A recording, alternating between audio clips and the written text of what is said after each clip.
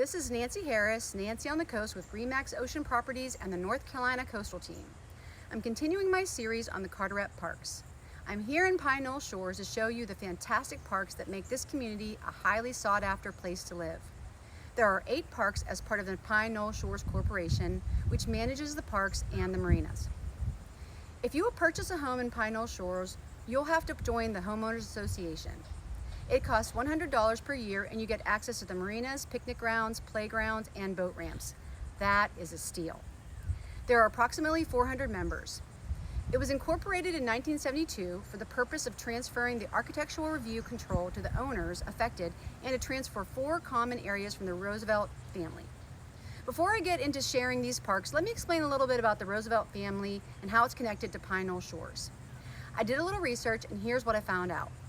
The Roosevelts were among the earliest settlers in New York City, which was called New Amsterdam, a Dutch colonial settlement.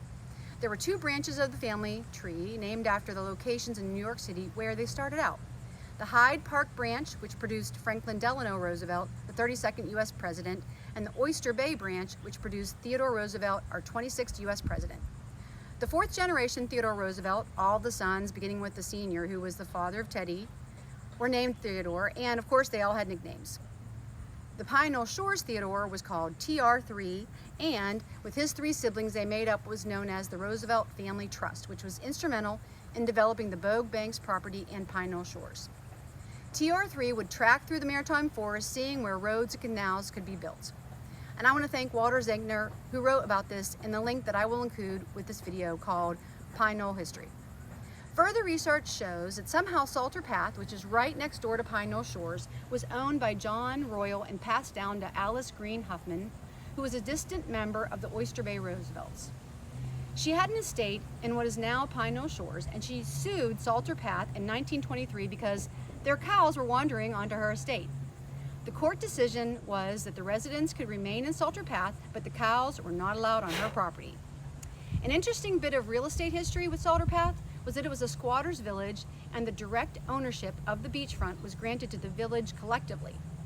The court decision did not give up any individual's title to land. This stayed until 1979 when a legal settlement permitted Salter Path residents to hold title to their property and Carteret County could levy taxes on the village. Alice Huffman passed her property onto the Roosevelt Family Trust in the 1930s. They subsequently employed restrictions about public beach access and oceanfront properties where if deed conditions were violated, then the property reverts back to the Roosevelt family. As the family started selling off their vast estates, Pine Knoll Shores was chartered in 1973 and began to develop into the modern era. You didn't know you were going to get a history lesson today, did you?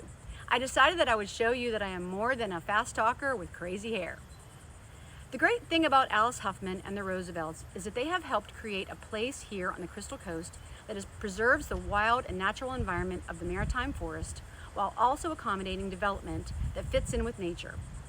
The parks that we will see are connected in some way to the Theodore Roosevelt Natural Area, a legacy of Alice Hoffman's estate. It is a 265-acre undeveloped mature preserve that takes up a large section of Pine Knoll Shores' northwestern terrain along the Bogue Sound. This is next to the North Carolina Aquarium at Pine Knoll Shores, but I'll save that for another video. Okay, so much for my hair. The wind is making it go crazy. I want to just introduce you to the first park. It's called Garner Park, and if you live on the Crystal Coast, you can enjoy great parks anywhere you live. If you buy a home here or you're selling a home, these parks make a good impression and deserve a visit. Here's a view of Garner Park. And you can see the small boat and kayak launch, and then there's the entrance from the road. And here's the exit. The bathrooms, it's a porta potty, so I'm assuming not the greatest in the world, but it's a bathroom. So I'm here at Brock Boat Basin, and as I was walking through the park, I passed by some picnic benches, a tetherball, a basketball hoop, and a little playground. It's a great place to come if you live in Pine Knoll Shores. I just want to point out that my hair has stayed in control today. Anyway, I want to show you this great area. It's a place that you can put your boat in at the boat ramp. You can store your kayaks here. They've got a bathroom and a picnic area, and you can rent this area out for special events. It is really a neat park.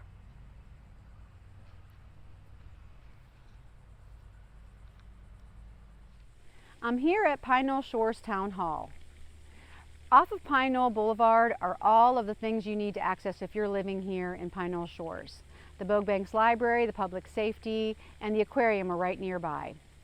At the town hall, they have a recycling center where you can bring your recycling to there, or it's also picked up twice a month at your home. There's pickleball courts, there's a bathroom. This is a great place to come to when you need to get things done. So I'm here at Davis Landing that's off of Beechwood. This is a really nice little park that's connected with the little marina, and they've got the free library, and they've got the playground, picnic area, the marina, and it's also a place you can put your kayaks in. This is a nice location to access the canals. So here's a closer view of the boat launch, the kayak launch, and all of the boats here in this marina. This is really a fantastic location to access the canals.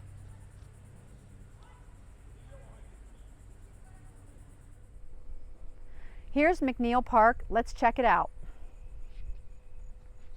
As a homeowner, you would get a card that would access all these parking spaces, and you could also rent this park out for special events. On the other side is the canal, and you can see the waterfront homes and their docks. This park has a kayak launch and a boat ramp. So we're down by the water at McNeil Park. There's the picnic area behind me, the grilling area. And then if you look out, you're looking at the Intercoastal Waterway. A really great place to be able to put your boat in. There aren't any bathrooms here, so I can't tell you about the bathrooms, but you can't beat this location. Pine Knoll Shores has a country club and a golf course. Can you believe it? 18 holes. Behind me is the country club, and it's right on the water with a pool, and actually 2 pools, and a beautiful view. Great for a venue.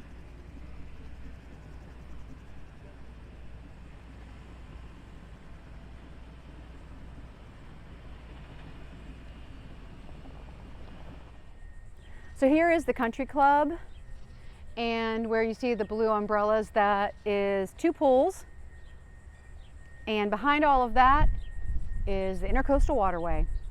Absolutely gorgeous.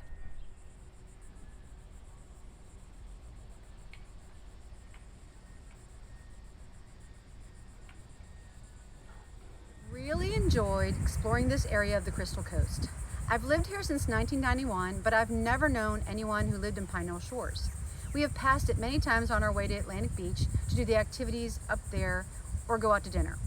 There are several agents in our RE/MAX office that live in Pine Knoll Shores, so our firm is a good resource for buyers and sellers. Besides the awesome park system, if you live in Pine Knoll Shores, your kids would go to Moorhead Primary, Moorhead Middle, and West Carteret High School. There's a garden club with 50 members and Bogue Banks Library. This is a small community with a big heart for the great outdoors. Come check it out. And a friendly reminder to like and subscribe to my channel. This is Nancy Harris, Nancy on the Coast with RE/MAX Ocean Properties and North Carolina Coastal Team. Reach out to me if you are looking for property on the Crystal Coast. I would love to represent you.